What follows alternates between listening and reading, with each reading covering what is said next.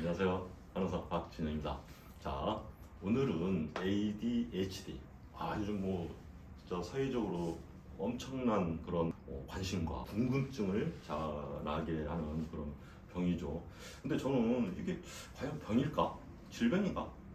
그런 생각이 듭니다. 어텐션 디피션시니까 주의력 떨어지고 과잉 행동 그런 디스오더 장애가 있다 그런 뜻인데 아이들 다 크는 애들 다 그렇죠. 이제 막 크는 아이들 움직여야죠. 오히려 가만히 있는 게 그 비정상 아닙니까?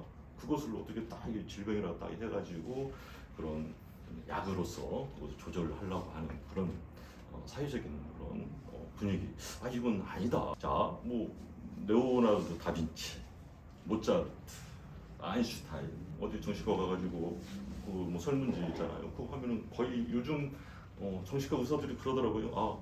그런 사람들이 요즘의 어떤 기준을 보면은 ADHD 환자일 가능성이 높다 이거죠. 얼마나 진짜 위대한 사람들입니까? 그런 분들이 그런 병을 앓았다. 그런 분들은 아주 걸출한 뇌를 가지셨다. 그렇기 때문에 또 위대한 작품이 나오는 거 아닙니까? 그런 가능성이 있는 그런 아이들을 약의 노예로 만들어서 평생을 약의 노예로 살 수 있고 그런 자기가 가진 어떤 그런 기질, 자기가 가진 어떤 그 능력을 펼쳐보지도 못한 채 참 힘들게 살게 하지는 않은가. 그래요. 이렇게 통계를 보니까 우리나라 아이들 10%, 그러니까 10명 중에 1명이 이 병이다. 너무 지금 성인 ADHD 얘기 말이 많아요. 성인의 3에서 5%, 일수에서는 2에서 3%라고 하지만 3에서 5%가 이 병이다 이거예요. 성인들 통계를 내보니까 150만 명이에요. 150만 명. 어마어마한 그런 사람들을 이 병으로 어떻게 보면 내몰고 있지 않을까 그런 생각이 듭니다. 10%라고 하니까 아이들이 10%라고 하니까 얼마나 많겠어요. 점점 더 많아진다는 통계가 있고 성인들은 3에서 5% 정도 된다고 하니까 점차 많아지는 걸로 알고 있어요. 그러니까 미국 같은 데는 고등학생들의 약 한 20% 가까이 이 약을 먹는다고 그래요. 다 아시다시피 코카인이며 메스암페타민 피로폰 그런 중독들이 엄청나게 많은 곳이 미국이잖아요. 근데 우리나라도 지금 어떻게 되고 있습니까? 점차 마약 사범이 굉장히 증가한다고 봐요. 그 이면에 이런 약도 연관이 있을 수도 있다. 그 얘기를 지금부터 드리고자 합니다. 여기 지금 제가 이제 세 가지를 써놨는데 도파민, 노르에피네프린, 세로토닌 이 세 가지가 ADHD하고 또 우울증에 굉장히 관여를 하는 신경 전달 물질로 알려져 있어요. 자, 그런데 저는 참 이런 생각이 들어요.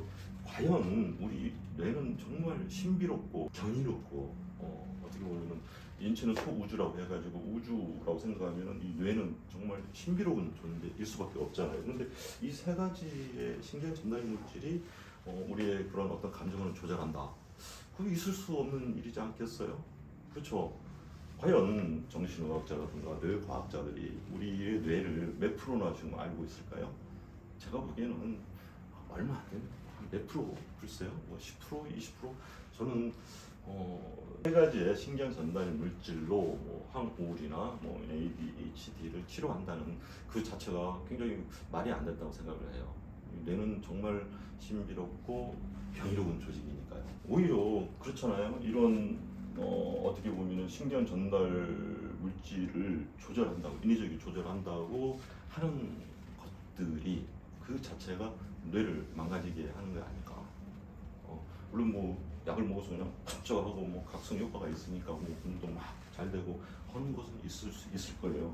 하지만 이게 장기적으로 가면 단기적으로 그런 약의 효과를 볼 수 있겠지만 장기적으로 갔다 보면은 뇌의 작용이 정상적인 뇌의 작용이 안 되지 않겠어요? 분들이 이 병이다 하면은 정신과 가셔가지고 설문지 하고 받아보는 약이 치료약이 이거죠. 이거 메틸페니데이트입니다. 여기 콘서타,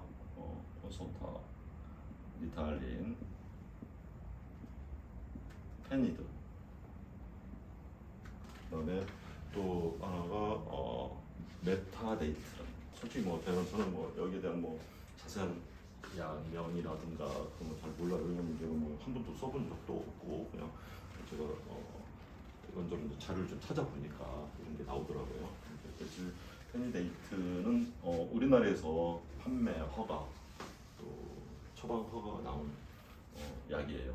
네, 두 번째는 이제 암페타민이 있는데 이것은 뭐 아시죠? 뭐 미국에서 뭐 이 암페타민 가져와가지고 뭐 걸렸더라더라. 근데 그게 뭐냐면은 이 암페타민은 이제 뭐 미국에는 아마 이 ADHD 그 어떤 판명이 되면은 이 약을 쓰는데 에더를이라는 뭐 이게 더 유명한가 봐요. 에더를. 이 약은 좀 틀린 게 뭐냐면은 이 메틸페니데이트라는 약은 도파민과 노르에프린의 재흡수를 방해해가지고 이 각성 효과를 나타내는 거예요. 즉 ADHD 치료약은 각성제입니다. 각성제. 공부 잘하는 자. 각성제.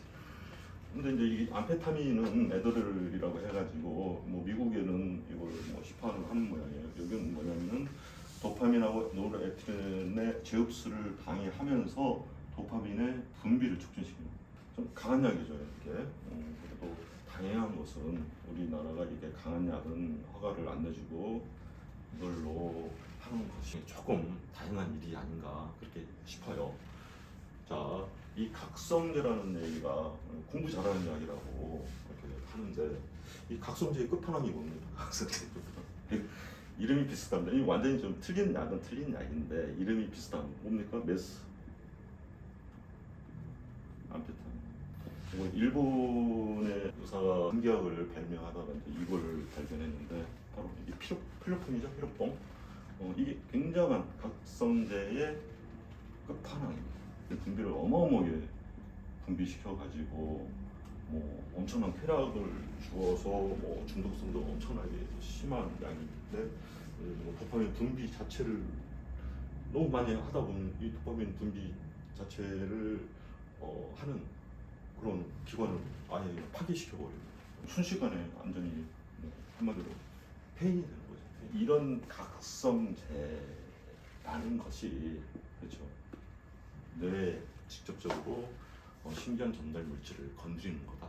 그렇죠. 아까도 말씀드렸다시피 뇌는 굉장히 경이롭고 미지의 세계를 있는 곳인데 이런 신경 전달 물질을 인위적으로 조절을 해가지고 이런 병을 치료한다, 질병을 치료한다. 그것은 굉장히 우려스럽다 이 말이죠. ADHD 치료약의 부작용에 대해서 설명 한번 드려볼게요. 저도 뭐 솔직히 뭐 이 약을 뭐 쓴 경험이 없고 제가 뭐 복용한 것도 아니고 그런데 이제 인터넷을 저도 이제 찾아보다가 그 하버드 출신 정신과 의사인 그 피터 브리겐이라는 그분의 영상을 보게 되었어요. 근데 이건 정말 제가 원하는 대답이라고 할까요? 이런 부작용을 말씀해 주시는 정신과 의사분들이 안 계시니까 그러면은 이분은 제약회사와 이 소송전을 하신 분이에요. 소송이란 거 아시죠?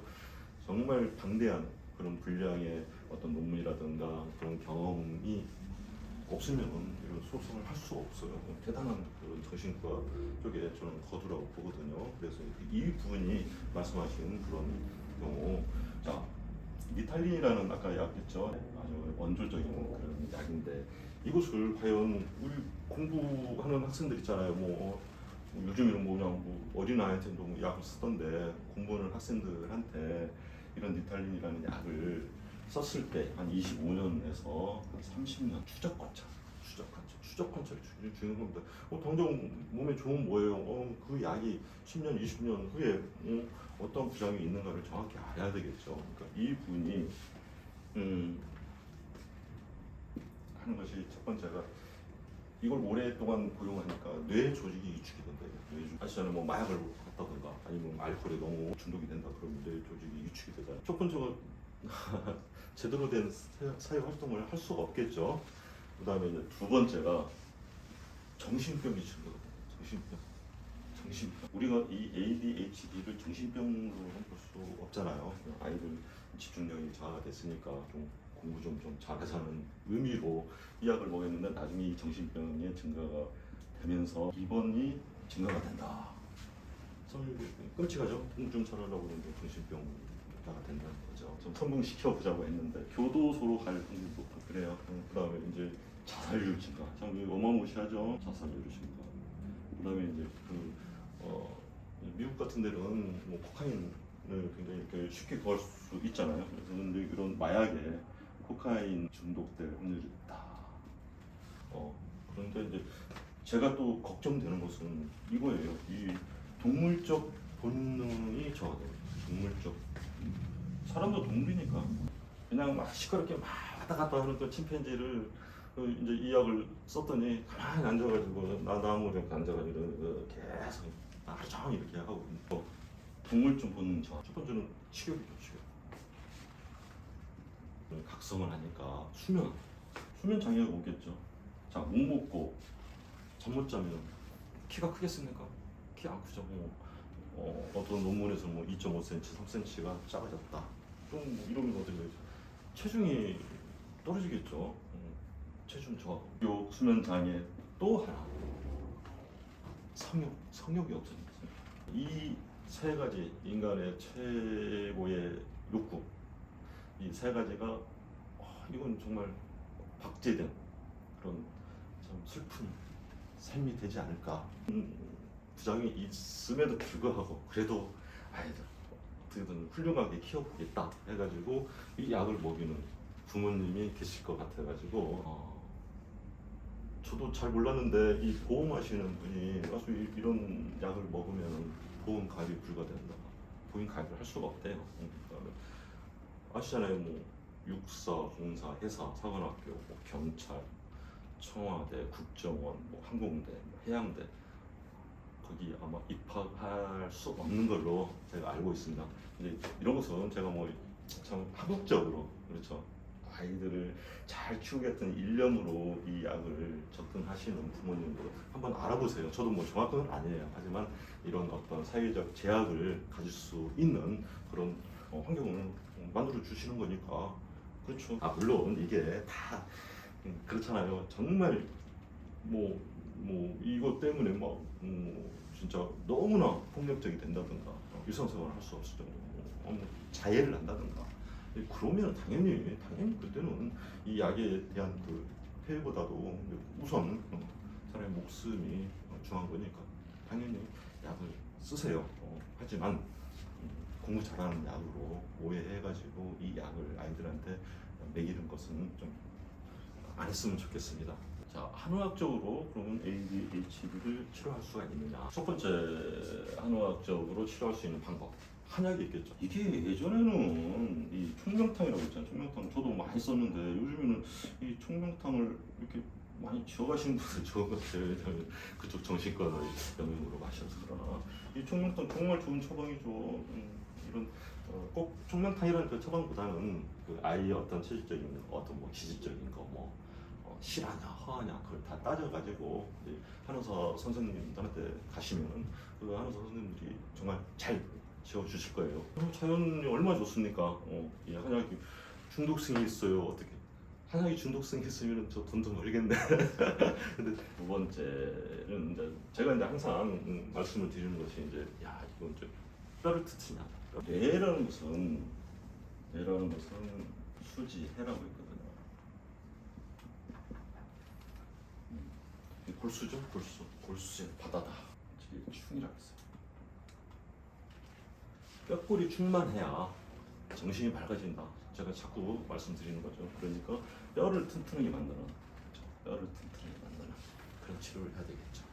자, 여기서는 제가 이제 어떻게 보면 척추 유튜버니까 척추에 대해서도 한마디 설명을 드릴게요. 자, 뼈가 튼튼해지려면 어떻게 일단 구조가 좋아야 됩니다. 그러니까 이런 ADHD를 이렇게 가지고 있는 친구들 보면 골반이 올라가 있는 경우 굉장히 많아요. 골반이 위로 올라가가지고 답답하죠. 이게 어떻게 보면 골반이 위로 올라가서 척추가 틀어지거나 어떻게 보면 좁아지면은 그쪽으로 가는 신경이 적어지기 때문에 신경 전달 물질이 안 흘러요. 물론 뭐 도파민이네, 뭐 세로토닌이네, 노르에피네프린 그런 종류의 신경 전달 물질이 아니라 그 세 가지가 아니죠. 전체적인 신경 전달 물질이 약해지는 거죠. 그러니까 그 신경 전달 물질이 잘 흐르게 만드는 것은 결국은 구조죠. 구조, 골반을 내리고 굽은 등을 펴야 된다. 그렇게 말씀을 드리는 거예요. 올라간 골반을 내리고. 자, 두 번째, 제가 항상 중요시하는 요추의 전만을 만들고, 그다음에 세 번째, 굽은 등을 펴자. 실제로 그 ADHD를 가지고 있는 친구들은 정말 이 척추의 구조가 잘못되어 있는 게 굉장히 많습니다. 찌그러지고 어떻게 보면 좁아져 있는 상황이죠. 병이라고 말을 할 수 없지만 가지고 있는 친구들을 보니까 골반이 올라간 골반이 굉장히 많아요. 골반이 올라가 있는 경우 요추 전문 등도 이렇게 어디 이렇게 굽잖아요. 허리도 같이 굽어요. 그래서 골반을 내리고 요추를 앞쪽으로 넣어주는 그런 교정이 굉장히 필요한 경우가 많습니다. 이 굽은 등, 이 이제 등이 굽은 친구들이 뭐 소심하고 조금 자신감이 또 없어하고 이제 그런 친구들이 많으니까 굽은 등을 펴주고, 그다음에 요즘 굉장히 많죠. 경추, 목, 즉 뭐 일자목이나 목, 또 뭐 역시자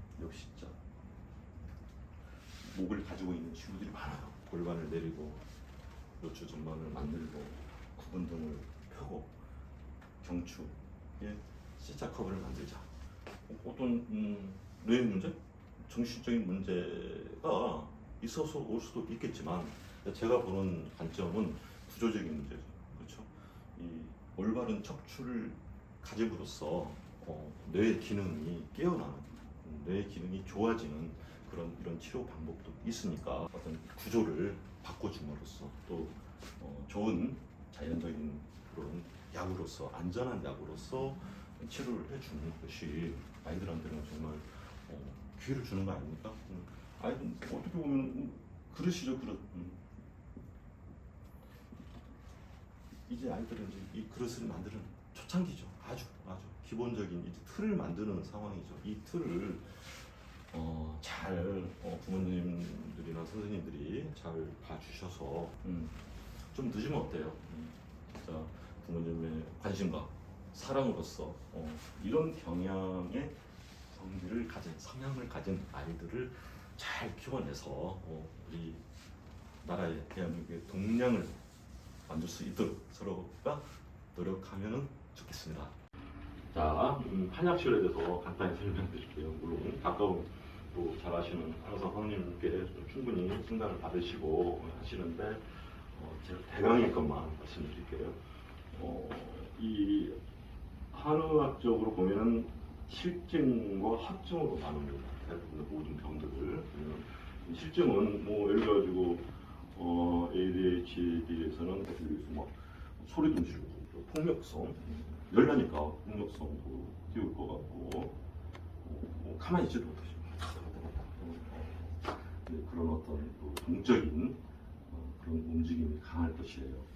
뭐 먹는 것도 막 많이 폭식 먹는다던가 그런 것들이 오는 거죠. 그러니까 한마디로 좀 열도 많고 얼굴도 좀 붉고 뭐 그런 정도. 그런 실증을 가진 친구들은 어떻게 되겠습니까? 이거 조금 풀어줘야 되죠. 어디가 박혀 있는 거죠. 약간 이제 시원한 약을 써가지고 풀어주는 그런 치료약을 써야 되고요.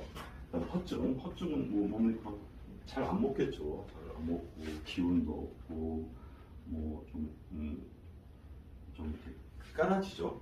깔아지는 소심하고 깔아지는 한마디로 좀 이게 열이라면 이것은 조금 약간 몸도 좀 차고 손발도 차고 그런 증상을 가진 친구들은 어떤 약을 쓰냐면 조금 기기 기운이라든가 위장 기운이라든가 어떤 기운을 올려주는 그런 약을 써주는 것이 정답이에요. 그때 문제는 뭐냐면은 요즘에 우리나라에서 이 허증보다는 실증이 더 많겠죠. 근데 참 안타까운 것은 이런 ADH라는 그런 병명을 만들어 놓고 이 약을 먹이면서 홍삼입니다. 홍삼. 물론 홍삼이 나쁜 약이 아니죠. 좋은 약이에요. 근데 이런 실증, 열도 많고 그런데 이런 홍삼을 같이 먹이면 아주 더 힘들겠죠. 그러니까 꼭 이것을 유념하시라는 거죠. 홍삼이 나쁜 약은 아닌데 이런 실증을 가진 이런 친구들한테 잘못 먹이면 오히려 그런 증상이 더 발현이 된다. 이렇게 이런 것은 이런 게 있으니까 꼭 한의사 선생님들한테 상담을 받으시는 것을 추천드립니다. 이번 영상을 찍으면서 진짜 우리나라의 미래에 대한 생각도 많이 해보고 그랬습니다. 마약의 청정국지 잃어버린 우리 상황이잖아요. 한 명이라도 그런 좀 잘못된 그런 틀로 들어가지 않게끔 우리가 서로 노력하는 것이 정말 중요한 때이라고 생각합니다. 이 세상에서 가장 제일 값진 브랜드는 바로 여러분의 건강한 척추입니다. 감사합니다.